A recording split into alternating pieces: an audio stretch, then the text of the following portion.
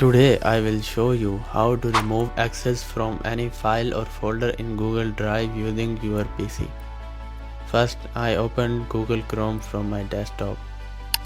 Then on the top right corner I clicked on the Google Apps icon next to my account picture. A drop down menu appeared and from there I clicked on Drive.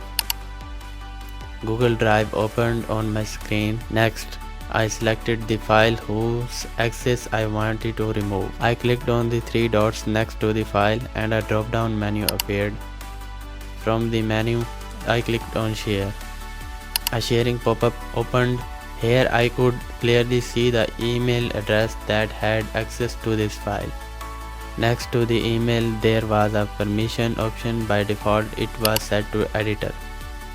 I clicked on the permission drop down and three options appeared: viewer, commenter, editor. You can select any permission level you want, but since I wanted to remove access completely, I clicked on remove access at the bottom.